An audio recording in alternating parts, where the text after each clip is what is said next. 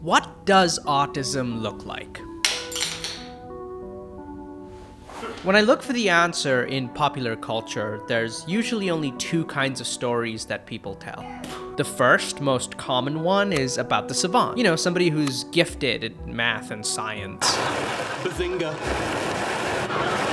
The other story, although not as common, is often about the people who care for folks like us. What the fuck is your problem? But never once did anybody have the decency to ask, what's your story? I grew up in a part of the world where autism wasn't celebrated like it is on TikTok. I mean, most families don't even know what it is, let alone think about getting their kids tested. Autism should come with a grief manual. This is not easy for a parent to cope up with the thought that his child is autistic. The shock of an imperfect child, the shock of a lifelong developmental disability was too much for us to take. But we forget that that burden only exists because of the stories we tell one another. So ultimately, the wrong story gets told, and people believe in it. But who pays the price for all of this? We do. Because we end up stuck in someone else's story. So we spend our entire life questioning our own.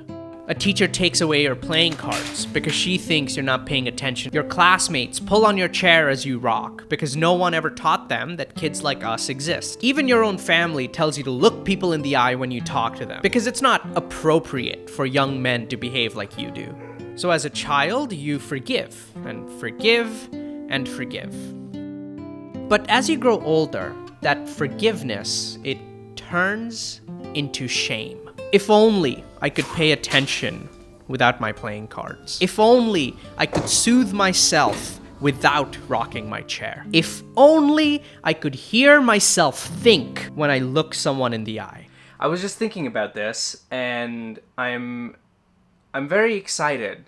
I'm very, very excited to do this psychological evaluation. Even in high school, I had friends, but I never felt close to them. I don't think they ever felt close to me. It was easy for me to like break out and play a character, play a part, but it was hard for me to like let people in.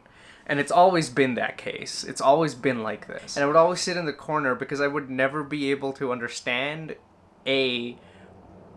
what conversation I could have with other people around me, and B, I could never grasp how to even talk to people around me. As a result, no one ever talked to me, but that's okay. I'd say that's equally our faults. So you start to change how you behave, just to appease other people. Now on the outside, people think that you're just like them, but on the inside, something feels very wrong. Not only are you constantly exhausted by making all of these changes, but because nobody sees you, you get depressed.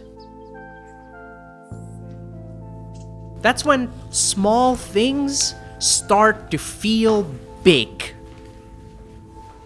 Like someone taking a stapler from your desk without asking. And that's when all that pent-up frustration, every unnoticed effort, every correction you've made since the day you were born erupts.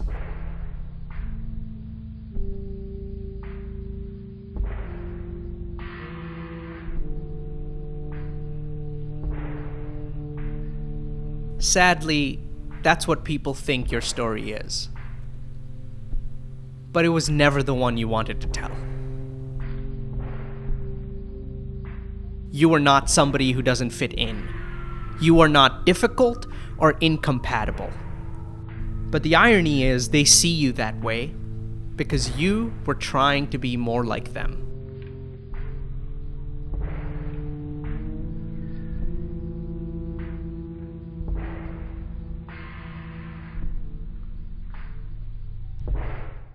If it comes out that I am on the spectrum, it would give me so much closure. It's irritating how much closure it'll give me. Like, I look at the world around me and it does not seem to make sense to me. The other part of me is also a little afraid. I think bigger than actually figuring out what the test results are. More than that, what's important is trying to understand that even if it does come back positive, it shouldn't have an effect on how I live my life. It's one of those things where, like, yeah, now I know that blank is true, so what do I do then? Especially because I've lived 22 years of my life knowing that something like that existed and feeling like maybe I felt like a part of it, but who knows? Oh, man, I gotta talk to someone. So you go to therapy to try and solve this mystery, to try and fix what you think is broken. And after thousands of dollars and years of therapy, you realize you were fixing the wrong problem.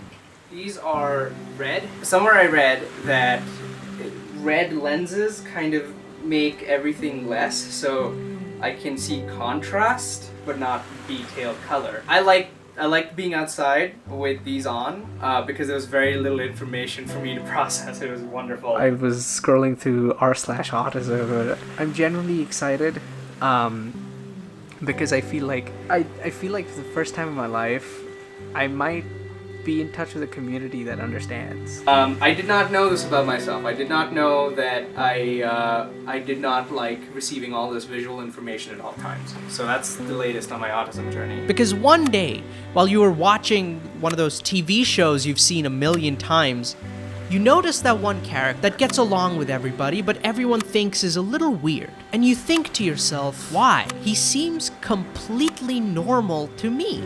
And that's when it hits you, because you have finally solved your unsolvable mystery. Just like them, you might be on the spectrum.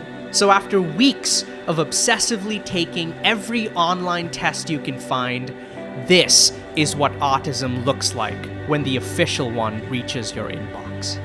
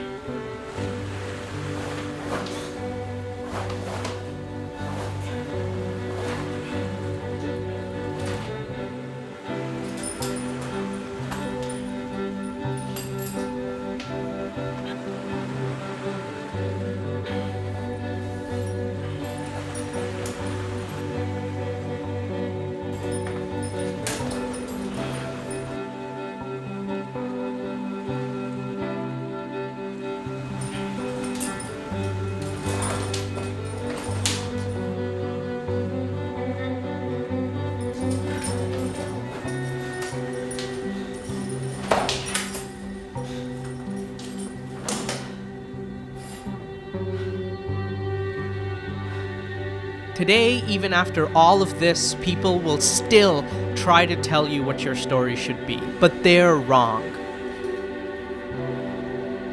This was your story all along.